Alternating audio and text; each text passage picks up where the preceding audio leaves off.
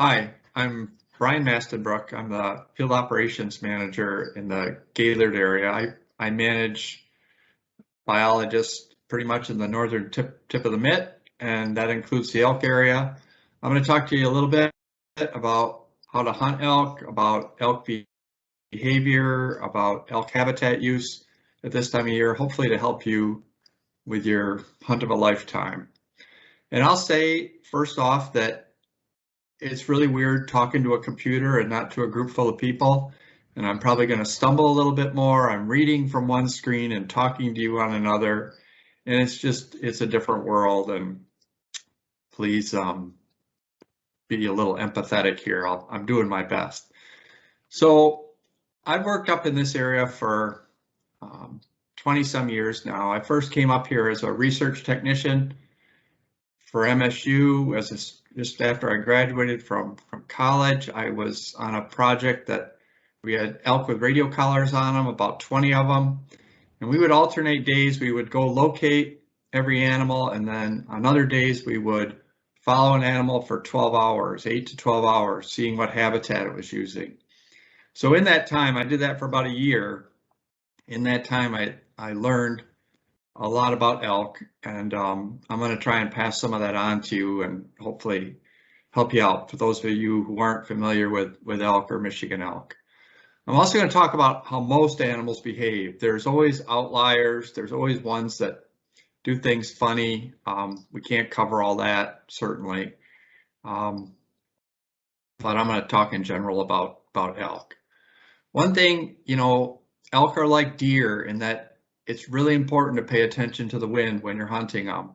They can smell and hear at least as well as deer. So if you're upwind and your scent is blowing down or you're making a little bit of noise, they're picking up on that. And alternate is true if you're downwind, you can make a little bit more noise moving up to them. You got a little more grace with getting closer, but really pay attention to that wind. It's really important. If you have a chance encounter with an elk, like you come into one side of a field and they're in another, they're kind of like deer in that if you're a long ways away, they're not likely to move right away. They're a little more steady than deer though overall, and that if you're 100 yards away and you suddenly pop out, the elk's likely to look at you for a minute, maybe not a minute, maybe 30 seconds, but they're going to observe you for a little bit. And if they've just had a bunch of encounters with people, they're going to bolt. But if they haven't, they might just stand there and watch and see if you make any threatening moves. If you do move too much and make them uncomfortable, then they're going to trot or walk or move, away from you. So you've got a little grace with elk that you don't have with deer, and that they don't usually bolt as soon as they see you. They will stand there for a bit.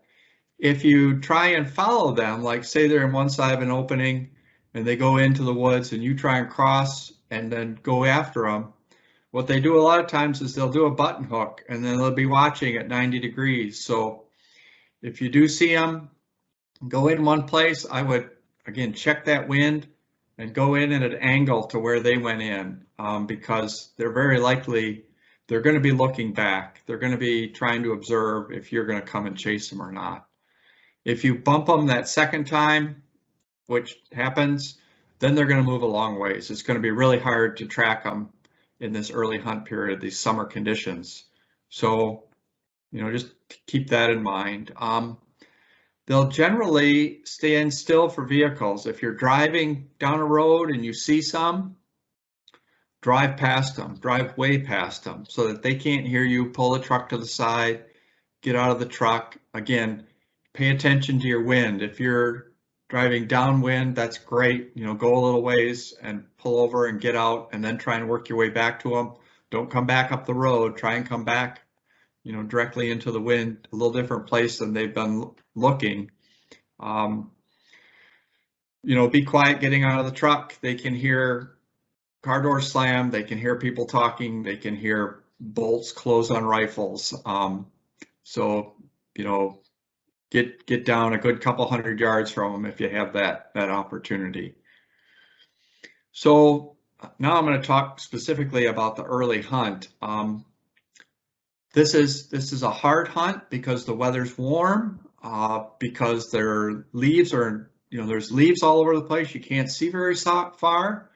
We can sometimes have, hot weather. We can sometimes have normal weather.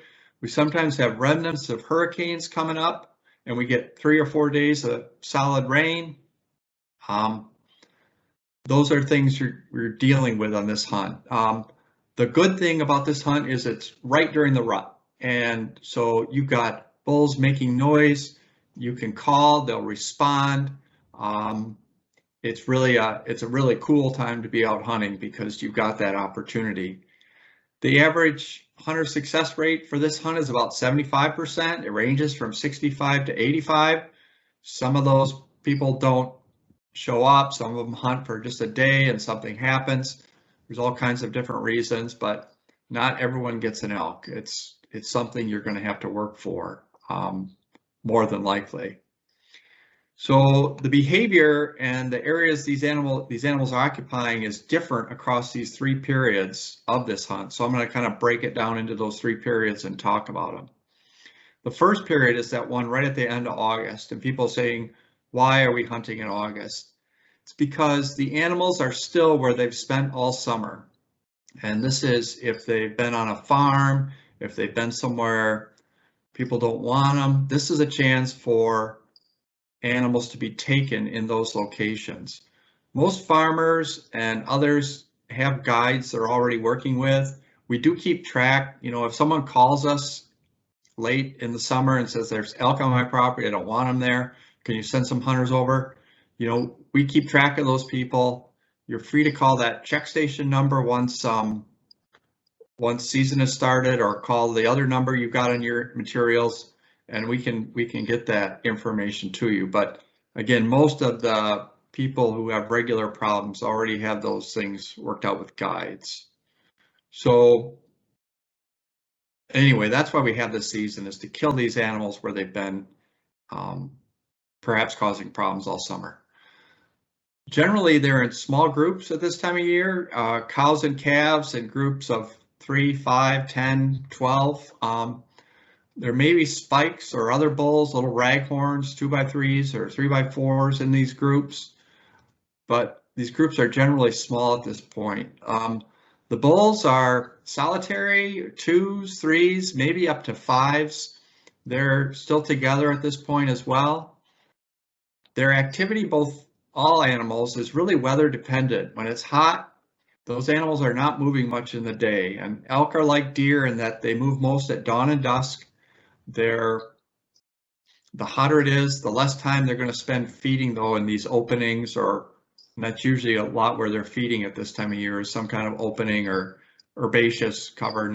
They'll be stripping leaves some too, but not as much.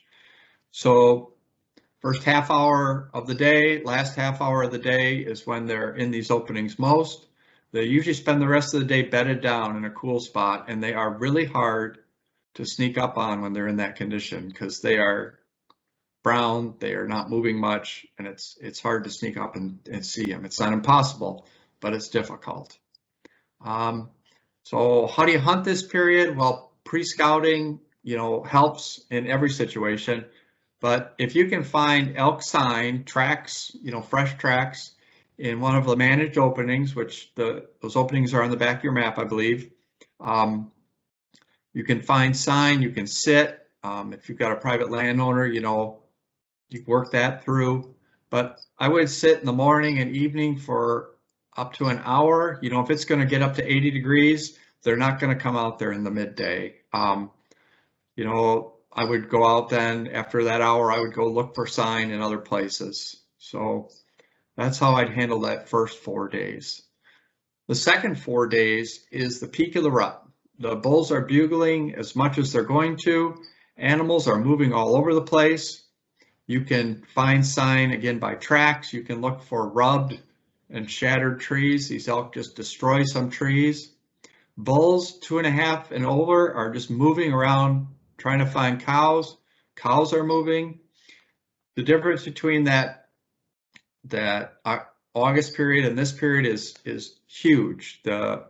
The animals that were there in August are no longer there. They're a lot of times in different places. They're mixing and moving all over the place.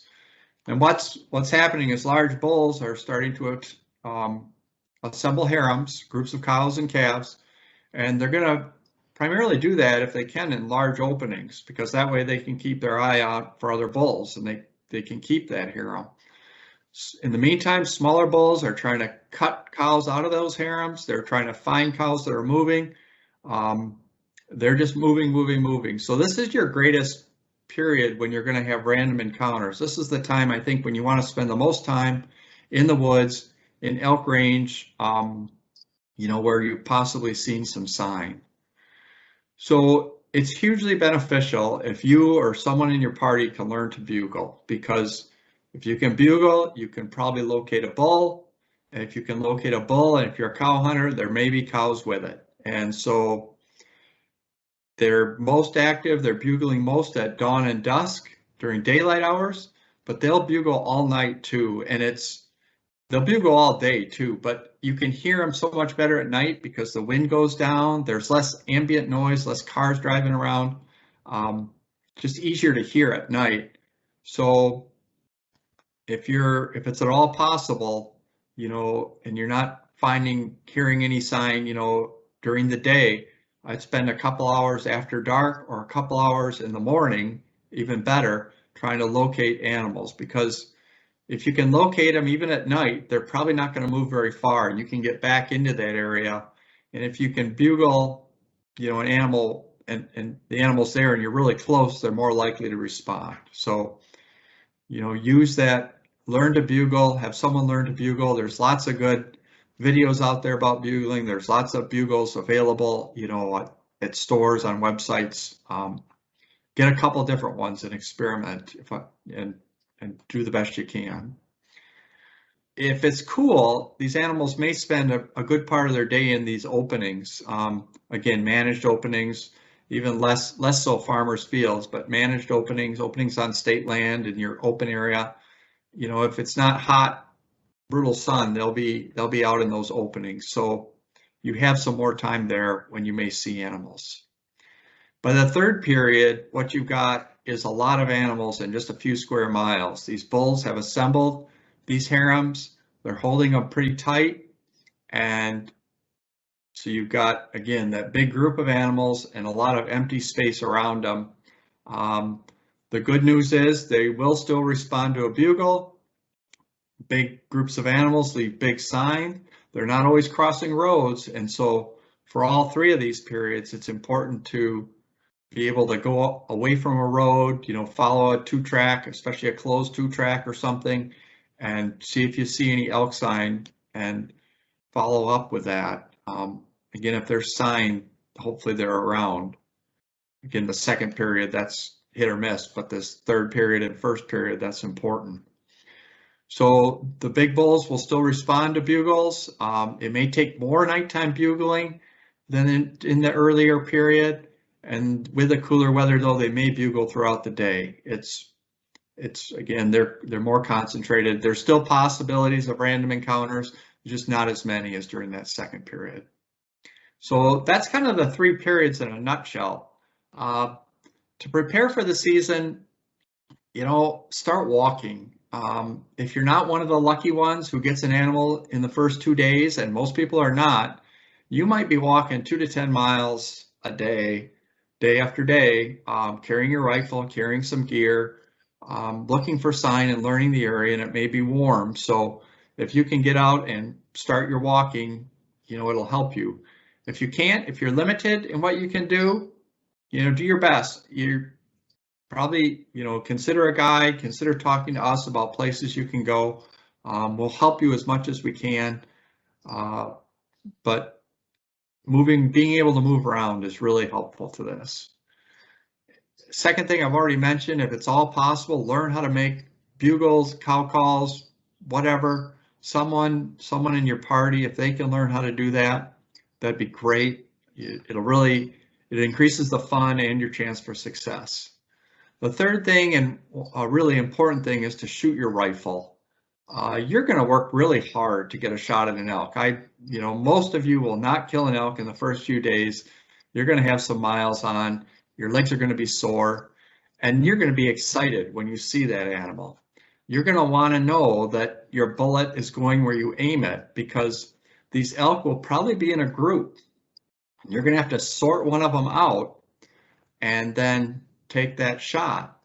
Elk don't respond to getting hit by a bullet the same way a deer does. Elk just stand there many times. Unless you break a bone or hit them right in the heart, they'll jump. But if you a good killing lung shot, a lot of times they'll just stand there. If your shot is a couple hundred yards away, they're just probably going to mill around and maybe move off, maybe not. They may not be able to detect where the sound came from. If you're closer and make a big boom right at them, then they're going to start running back and forth. And again, you're not going to be able to keep your animal in sight very likely. And so knowing that the one you shot is fatally shot and is going to die is really, really handy. So shoot your rifle, shoot your rifle, shoot your rifle. I had a guy, I gave this advice, I've been giving this advice for a long time, and a guy a couple of years ago, told me he just switched to a 300 Win Mag for this hunt. And I said, switching is okay, but shoot your rifle. And he started sending me pictures of his targets, how he was shooting and that he was shooting. And here's Brian, here's where I shot 20 more times. This was great. And then he came up for the hunt, and I got a call. We did field checks then. We do field checks for you. We got a call, and I went out there to check an animal he got. And he said, I didn't believe it. He says, I saw this animal 50 yards away. He says, I pulled up and shot, and it just stood there. And he says, I looked at my rifle, I looked at the animal, I looked at my rifle, and then it started walking away, and it mixed in with a bunch of other animals. And he said, I didn't know what to do. And he said, I watched for a minute, and the group was just going out of sight, and one animal peeled off and fell over. And he said he went up there and he had a perfect lung shot, but in the blast of the gun, he didn't see it flinch, if it flinched at all. And he said, my heart was just hammering until that animal came out there. So this is what happens. And so be ready for this. It's different, it's fun, it's neat. If you've got a guide, they should be able to help you. If you've got people in your party, talk about how you're going to communicate. Talk about, be looking to see if it's a cow, you're a cow hunter, be looking to see it's not a spike, and then talk about how you're going to communicate. The third one from the end is not a good communication unless you say the third one from the right or something like that. You've got to talk about how to talk to each other. Most shots are between 20 is real close, but it happens, 20 to 400 yards. You can see these things a long way away from an opening, but you need to understand your limitations. If you're not hitting a 4-inch group at 200 yards, then don't shoot at 200 yards. Give this animal the respect it deserves. You don't want to wound it because you're going to lose it. It's hard to track in this. You get a gut shot, it's going to go a long ways. You break a leg, and they're going to die anyway. They're not like a deer. They're going to die with a broken leg. So, shoot your gun, get good at what you can, and then take the shot that you can take. And with that, I'm going to wish you a good hunt. I'm going to segue into a little bit of a PowerPoint presentation where I'm going to show some pictures and talk about some of the situations you might see. This is a group of Michigan elk, fairly typical looking. One thing you might notice is that the bull has a lighter coat in this picture. Sometimes you may hear people refer to bulls being blonder. That's not something you can count on in the field to differentiate them, but in this case, there is a lighter coat. This is also a real good example of the cow and the calf, the difference between the two. If you see a calf alone, it may be hard to tell if you're not used to judging them how big it is. But if you look at the length of the snout compared to the width of the head, the cow is much longer nosed than the calf. Here's a group of animals in an opening, one of our managed openings. In this case, you can see that bull is not much lighter than those cows, and this is a good example of how a lot of times they are. It seems like one is always behind the other, or two are behind the other. You've got one animal that's off by itself over there. Take a good look at the head, make sure there aren't antlers there. Spike bulls, again, can have very small antlers, less than 6 inches sometimes, and you need to make sure you're not targeting one of those when you're trying to get a cow. Here's another group of animals in the same opening, same setting. This time, again, you've got a clump of animals on one side. It'd be very hard to pick one out of that clump. You've got two that are separated a little bit. Pretty good, well-defined look at them. It's pretty easy to say those are cows. A quick look, though, at the head is always something to do. The other thing you notice in this is we can't see the head of that one on the far right, but there's not much difference in color among any of these animals. Here's a bull making what we call a bull pit. That's, they scrape out that area, throw dirt in the air, paw with their feet, use their antlers, and then they urinate in it and roll in it. It's part of what bulls do to communicate with each other. And this is one of the reasons these animals are darker a lot of times right now, is because they've been rolling in dirt and mud, and their fur doesn't get cleaned off until they get a couple of good heavy rains on it. Here's another typical setting of animals in a managed opening. Again, a bull with a couple of cows. This is probably early on in the rut. Pretty good separation between these animals. It's always good, though, to look at those heads, look behind the animal, make sure there's nothing behind it. This is a picture with a lot of opportunity for either hunter. This is what you might see if you're still hunting by that third period. Large bulls will have pretty good numbers of cows with them. This is a big opening that this bull is using. You can see the herd bull is about a third of the way. If you go from right to left, you can just see his antlers poking up there. You can also see just to his right, there's a little bull off in the side, and then farther to the left, there's another bull standing off to the side. They're looking to cut into that herd, try and drive a couple of cows out and drive them away, and that big bull is going to work to keep them from doing that. So again, this is another situation where if you've got this, there are very likely, or there could be a spike bull or two in that group.